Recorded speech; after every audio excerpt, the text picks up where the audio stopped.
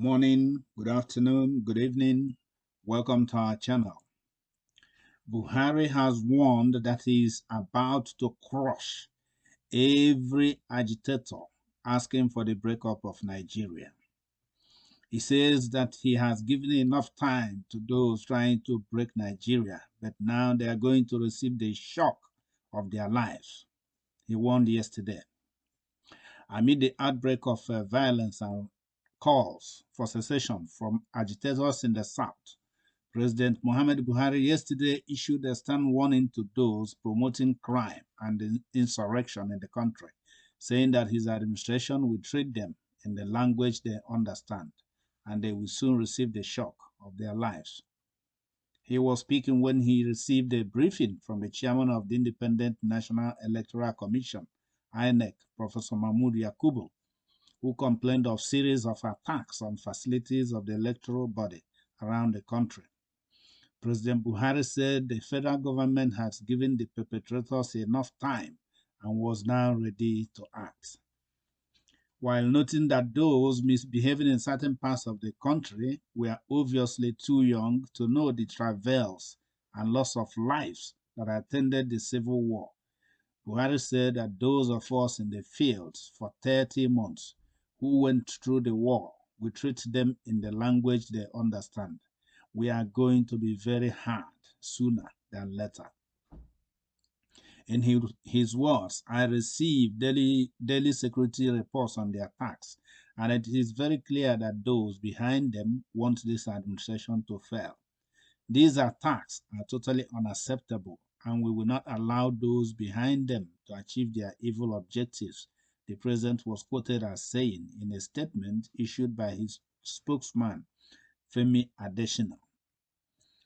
The president said the service chiefs and the inspector general of police have been changed and will demand security from them. Insecurity in Nigeria is now mentioned all over the world. All the people who want power, wherever they are, you wonder what they really want. Whoever wants the destruction of the system will soon have the shock of his life. We have given them enough time, he repeated. While recalling that he visited all the 36 states of the country before the 2019 general elections, Buhari said that majority of the people believe him and the election proved it. On the dangers posed to future elections by the burning of INEC facilities, President Buhari said he would give the Electoral Commission all it needed to operate so that no one would say we don't want to go or that we want a third term. There will be no excuse for failure. We will meet all INEC's demands. On his part, the INEC chairman said so far there have been 42 cases of attacks on INEC offices nationwide since the 2019 general elections.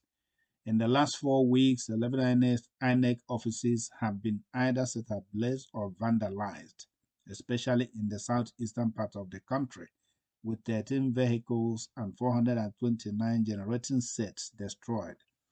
Scores of police stations have also been burned by the daring gunmen. He said the 42 incidents so far occurred in 14 states for a variety of reasons. Most of the attacks happened in the last 7 months, and they are unrelated to protests against previous elections. From the pattern of the frequency of the most recent attacks, they appear to be targeted at future elections. The intention is to incapacitate the commission, undermine the nation's democracy, and precipitate a national crisis. Right, as is usual, we hear that Buhari was, but it turned out that it's Femi Adesina who had been reeling out these statements, because we have a president that we never hear from him. We only hear from his media assistants, either Garba Shehu or Femi Adesina. Well, the question is, we are kind of tired of hearing this kind of threats and promises from the presidency, so to say. The question again, where you hear this threat, but where is the threat to the bandits? Where is the threat to the bandits? A few days ago, families of kidnapped university students in Kaduna State had to reel out 180 million 180 million naira to rescue their children that have been kidnapped by bandits and kept for over 1 month. The question is, where is the Nigerian security? Where is the army? Where are the police forces? Where is the DSS? That these people were kept for over 1 month and they were never able to find their location until they collected 180 million naira and they released the students. Some died in the process. Where is the threat from the presidency to Boko Haram that they will wipe them off Zambiza forest? Where is the threat to ISWAP? Where is the threat to Fulani men? The threat is only for the people from southern Nigeria, the Oduduwa brothers and the Biafrans, the agitators who want a functioning country for themselves. Doesn't Buhari understand the meaning of dialogue? In politics, in international politics, in human relations, does it mean that the Nigerian presidency does not understand the meaning of dialogue? Everything is kill, kill, shoot, bomb, fire, destroy. The police are killing and destroying.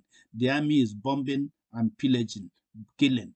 The bandits are doing their own. Boko Haram is doing their the population has been hounded into a state of, I mean, everybody is kind of have given up on Nigeria. Lethargic population, violence from everywhere. The Nigerian army and police have been turned into a killing machine. The time of NSAS, everybody saw what happened, and it has continued in the southeast. They kill, they arrest, they detain without trial, they punish. Is that the solution?